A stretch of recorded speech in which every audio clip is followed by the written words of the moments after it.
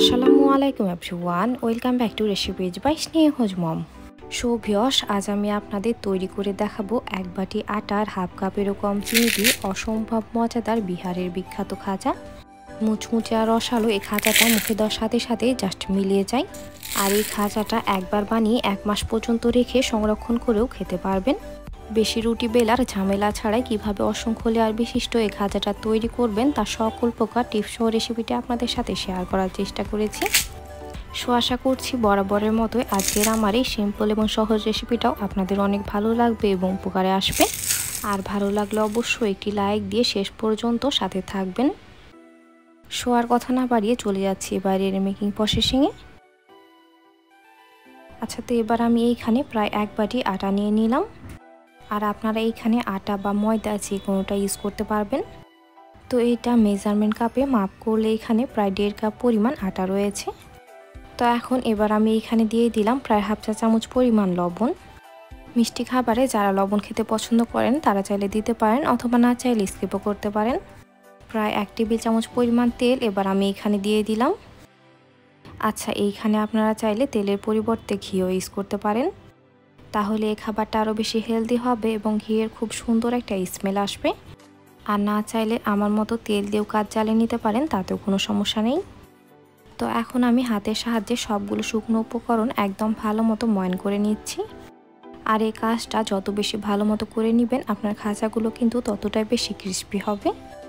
তো এইটা এবার আমি প্রায় 2 মিনিটের মতো ভালো মতো মাখিয়ে নিয়েছি।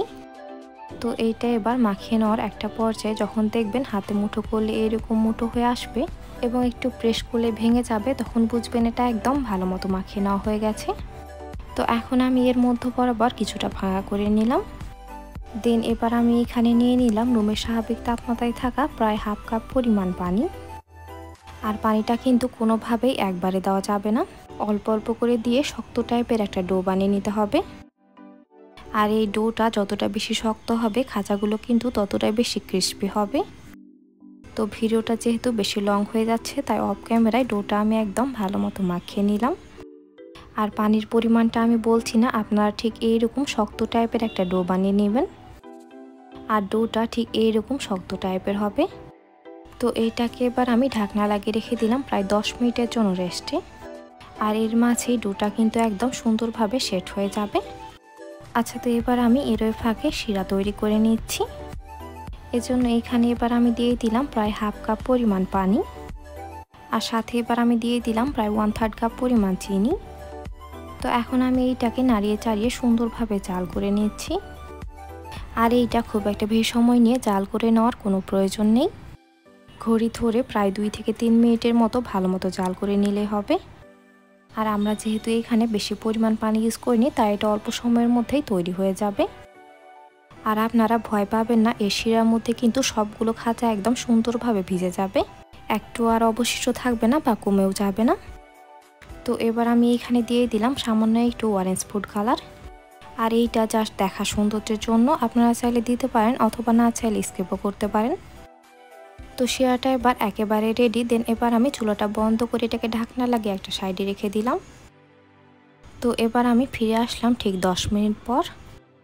আর এর মাঝেই ডোটা কিন্তু একদম সুন্দরভাবে সেট হয়ে গেছে এবং আগের থেকে অনেকটাই নরম হয়ে গেছে।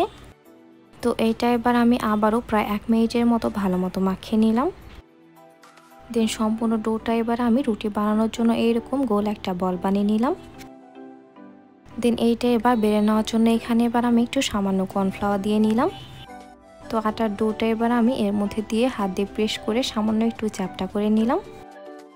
আচ্ছা, এইখানে আপনারা চাইলে কর্নফ্লাওয়ারের পরিবর্তে আটাও ইউজ করতে পারেন, তাতেও কোনো সমস্যা নেই। তো এখন রুটিটা এবার আমি একটু বড় সাইজে মানে একটু লম্বা টাইপের করে বেলে নিচ্ছি। তবে আপনারা চাইলে একটা রুটি এইরকমভাবে না বেলে ছোট ছোট খণ্ড করে কয়েকটা রুটিও বানিয়ে নিতে পারবেন, তবে আমার কাছে এই ওয়েটাই বেশি ইজি মনে হয়। তো এখন রুটিটা এবার আমি যতটা সম্ভব বড় করে আর পাতলা টাইপের করে বেলে নিচ্ছি।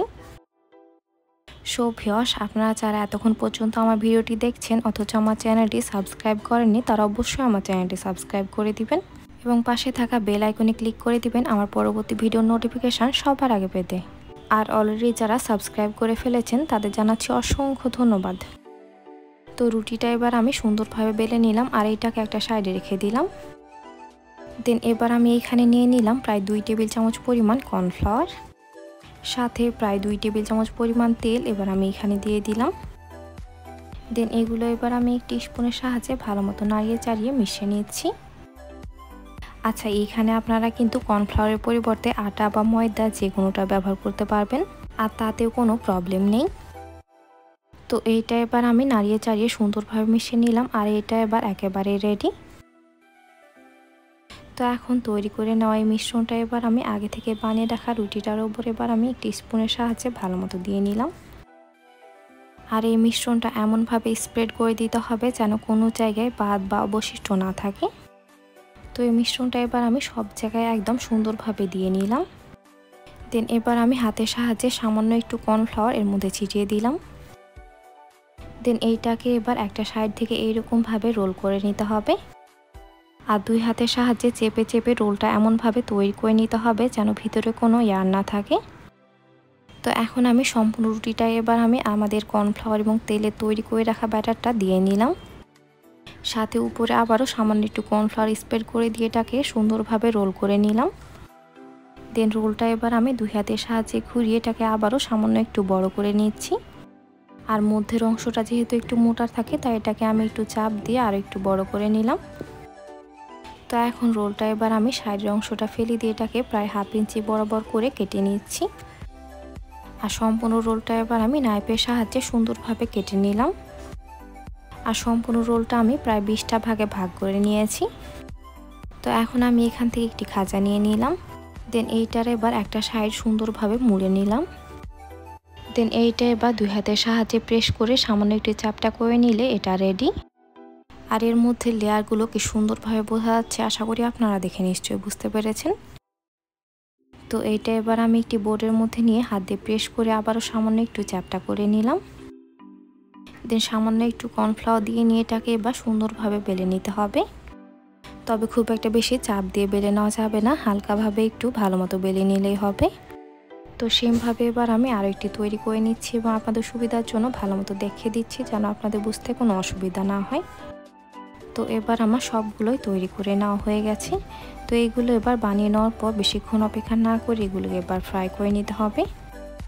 তো এখন চুলায় একটি প্যানে তেল আমি একদম মিডিয়াম হিটে ভালো মতো গরম করে নিয়েছি। দেন খাঁচাগুলো এবার একে একে এর মধ্যে দিয়ে দিলাম।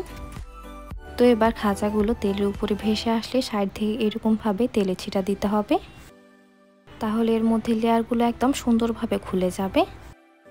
আর এগুলোকে অবশ্যই একটু সময় নিয়ে মিডিয়াম হিটে সুন্দরভাবে উল্টে পাল্টে ভেজে নিতে হবে, তাহলে এই খাঁচাগুলো অনেক বেশি ক্রিস্পি হবে। তো এগুলো এবার আমি প্রায় 6 থেকে 7 মিনিটের মতো ভালো মতো ভেজে নিলাম। আর এগুলোর মধ্যে খুব একটা বেশি কালার নিয়ে আসা যাবে না, হালকা ব্রাউন করে ভেজে এগুলোকে উঠিয়ে নিতে হবে। আর উঠিয়ে অবশ্যই এর মধ্যে এক্সট্রা তেলটা ভালো মতো ছাড়িয়ে নিতে হবে। আর আমার মতো এইরকম উল্টে রাখবেন, তাহলে এর ভিতরে তেলটা সুন্দরভাবে ঝরে যাবে। তো এবার আমি গরম গরম খাঁচাগুলো আগে থেকে বানিয়ে রাখা শিরার মধ্যে দিয়ে দিলাম। আর এগুলো কিন্তু শিরার মধ্যে দিয়ে 1 মিনিটও রাখা যাবে না, জাস্ট 2টা পাশ হালকা করে একটু ভিজিয়ে নিয়ে সাথে সাথে উঠিয়ে নিতে হবে। আর খাঁচাগুলো উঠে অবশ্যই একটি স্ট্যান্ডারে রাখবেন, তাহলে এর মধ্যে এক্সট্রা শিরাটা ঝরে যাবে। তো এবার আমি সেমভাবে করে সবগুলো খাঁচা তৈরি করে নিলাম।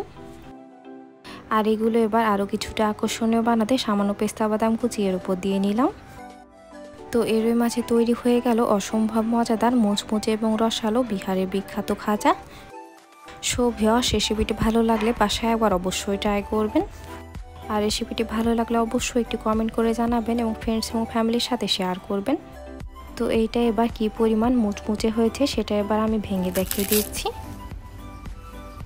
আশা করি আপনারা দেখে নিশ্চয়ই বুঝতে পেরেছেন। সো আজকের মতো এখানে বিদায় নিচ্ছি। এতক্ষণ সাথে থাকার জন্য অসংখ্য ধন্যবাদ। আল্লাহ হাফেজ।